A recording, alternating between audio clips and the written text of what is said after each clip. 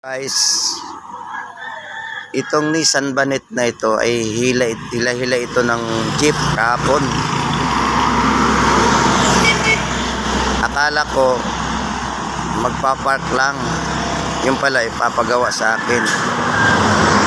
Bali, nabili niya ito ng mura. So tara, punta natin yung loob. Bisitahin natin ito sa loob at yung makina niya.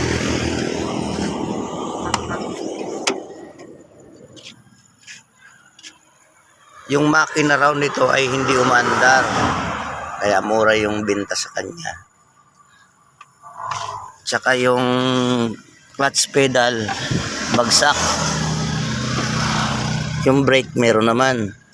Accelerator stuck up pa yata to kasi matagal itong natingga sa garahe. So ngayon papagawa sa akin to. Tulungan ko raw siya para umandar ito, para magamit niya.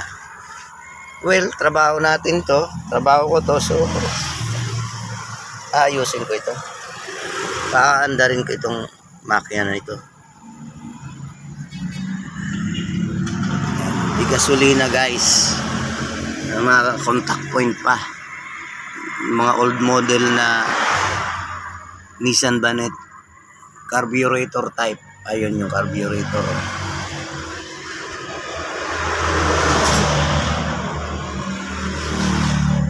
Yun. Power steering na rin.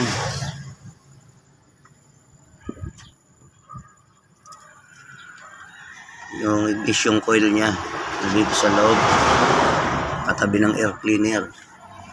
Bali manual transmission pa ito. Yung mga sinaunang labas ng Nissan Banet. Ewan ko kung anong model ito.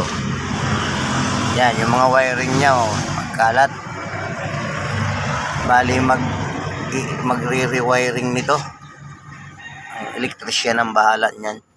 Basta sa akin lang ay yung makina saka yung clutch.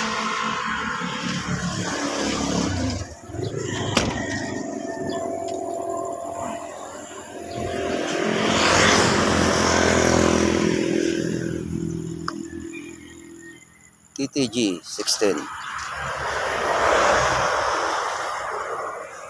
Napakamura lang ng bili niya nito. Kaso yun nga lang, basag yung salamin sa likod. Yun o. Kala ko napakalinaw ng salamin, wala palang salamin. Ang ganda pa naman yung mga upuan.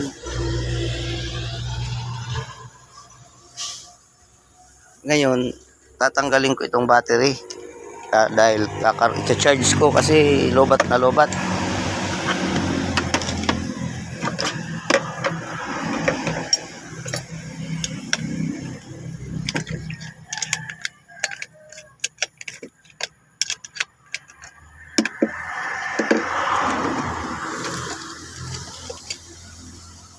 Meron naman akong charger dito eh.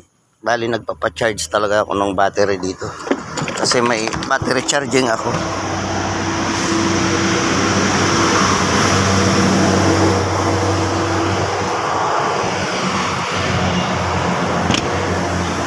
So, kargahan ko muna ito.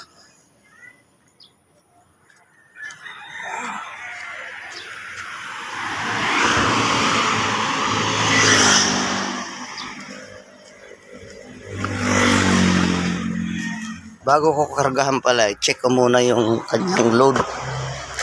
Kung ilan pa yung kanyang load. Kunin ko yung battery charger, battery tester.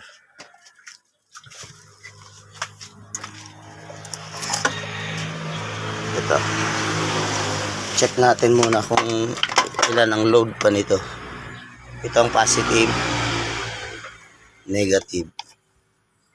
Ngayon pipindutin natin itong switch button na ito. Ay wala, bagsak na bagsak talaga oh. Zero nga pala eh.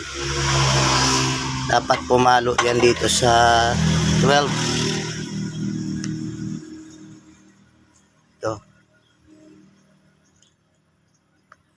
So, kargaan ko muna, lubat na lubat. Bali, mga 4 to 5 hours recharge. So, ito na yung negative. Ito yung charger natin. Positive.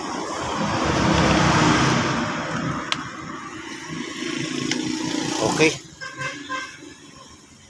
4 to 5 hours. That's all for today. Thanks for watching.